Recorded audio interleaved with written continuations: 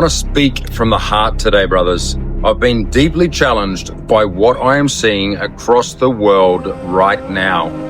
Flags being burned, people tearing one another apart, disrespect replacing listening. Here in Australia, these tensions have been elevated following tragic events like recent massacres, the debates over hate speech reforms, and ongoing discussions around Australia Day.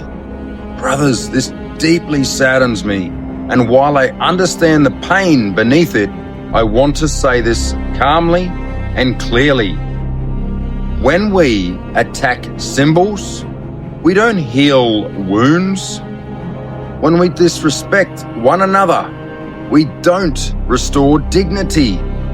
We only create more separation. Throughout history, countless peoples have been invaded, colonized, and had their cultures and ways of life forced aside. Indigenous communities, First Nations people in every continent, including Australia, have endured the erasure of language, land, traditions, and connection to ancestors. That truth matters. It must be acknowledged without denial and without turning it into another weapon. Because truth without heart becomes violence, and heart without truth becomes avoidance. What I see in the world right now isn't strength, brothers. It's unresolved grief expressing itself loudly. And this isn't just Australia. The world is in disarray because humanity has lost its inner alignment. Men are suffering everywhere, disconnected from purpose, confused about their role, ashamed of emotion, carrying responsibility without initiation. So they either shut down or they react. Neither creates harmony. That's why my work doesn't begin with politics or ideology. It begins at the center of his self, where the monad resides within his own compass of inner knowing, not as a metaphor, not as a luxury. This is the true starting point, the place of clarity, of alignment, of guidance. It is here that a man finds the spark of his own divinity. It is here he reconnects to truth, to courage, and to responsibility. It is here he awakens to the power of choice, the power to act in the world with integrity and vision. When a man anchors at this center, he does not need to posture. He does not need to dominate. He does not need approval.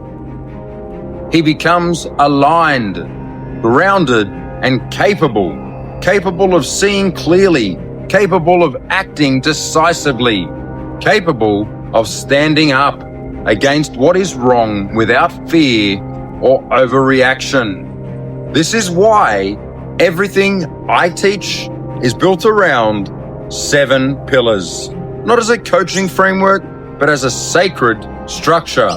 Across cultures and spiritual traditions, 7 represents divine completeness and order. 7 days of creation, order emerging from chaos. 7 chakras, full ascent of human consciousness. 7 notes that create all music. 7 colors that create all light. And the 7 heavens. And in many ancient traditions, the 7 heavens, layers or realms of spiritual ascent, awareness, proximity to the divine. Not places in the sky, but states of being, states of refinement and alignment and responsibility, each heaven representing a deeper order of the self, from instinct to discipline to wisdom to service. We'll explore the 7 heavens more deeply in another video because they deserve their own space and reverence. 7 is the number where nothing is missing. These 7 pillars represent the complete human being, mind, body, spirit, and lived expression. Pillar 1, brothers, mental, the realm of thought, belief, and perception, where clarity replaces confusion, where discipline of attention creates freedom from distraction. Pillar 2, brothers, physical, the body as temple and anchor, where strength, health, and vitality are cultivated, where discipline becomes presence and endurance. Pillar 3, brothers, spiritual connection beyond ego, to God, truth, meaning, or source, however it is known to you, where the monad within is acknowledged and nurtured. Pillar 4, brothers, emotional, the heart's intelligence, learning to feel fully without being ruled, to respond with awareness instead of reaction. Pillar 5, relational, right relationship with partner, children, community, and culture, respect without dominance, the ability to create trust and mutual growth. Pillar 6, financial stewardship, provision, and freedom. Money is a tool, not a master.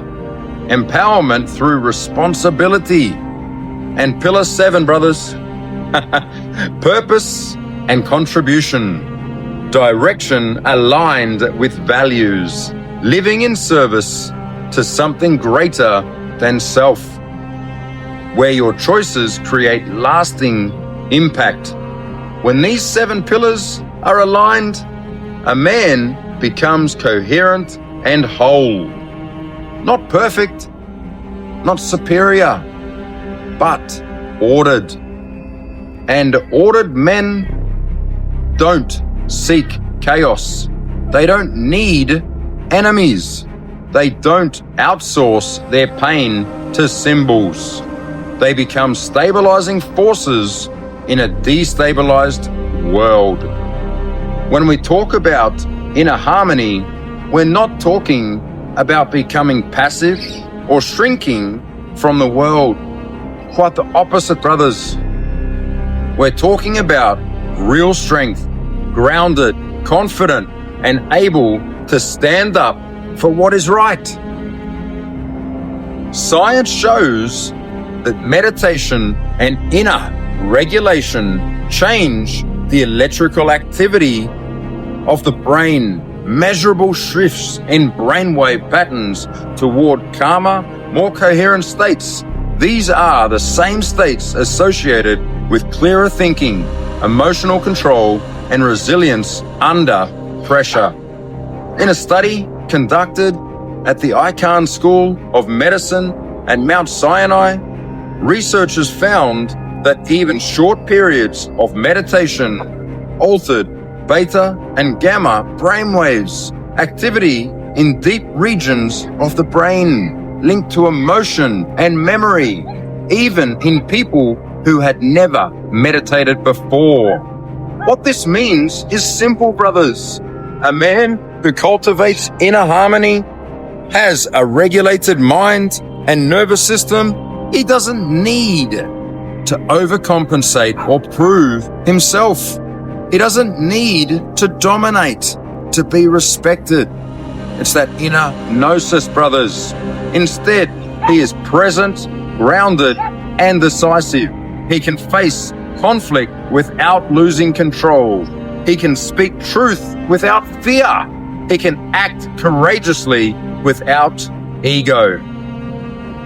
There's also research on the Maharishi effect showing that coherent inner states, when shared across groups, correlates with reduced stress and improved social outcomes in communities. Not because anyone is broadcasting energy intentionally, but because alignment within the individual naturally stabilizes the systems around them. A man at the center of his self, where the monad resides within his own compass of inner knowing, becomes a force, brothers. Confident, grounded, capable of standing up against what is wrong, and able to act with clarity and purpose. But this journey begins with feeling. Feel the sadness, feel the anger, feel the pride. Let these emotions rise. Let them be seen. Let them bring you to acknowledgement. Do not hide from them. Do not suppress them. Do not ignore them. Acknowledgement is the first step, brothers. Awareness is the beginning of transformation.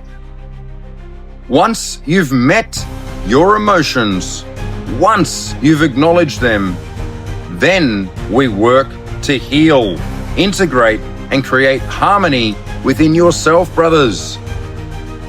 This is where a man cultivates his inner lover, his inner strength, his inner harmony, so he can live fully, act decisively, and influence the world with integrity and authenticity.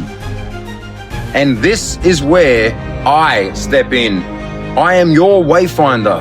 I am here to lead you through the process, not by telling you what to do, but by guiding you to your own truth, your own compass, your own power, brothers. I stand beside you with experience, clarity, and authority. I show you the pathways, the pillars, and the practices that will align your mind, your body, your spirit, and your heart, your relationships, your purpose, and your wealth, brothers, so you can navigate life with precision. When you calibrate your inner compass and rise from your center, anchored in self and guided by your monad, you will master your life, live with passion and purpose, and create the life you truly desire. This is real strength, brothers. Grounded, confident, unshakable. Your journey begins at your own center. And when you rise from there, the world rises with you, brothers. It's all about rising up, standing tall, owning your life, and the world will be a better place. Remember, brothers, love, respect, and harmony to everyone.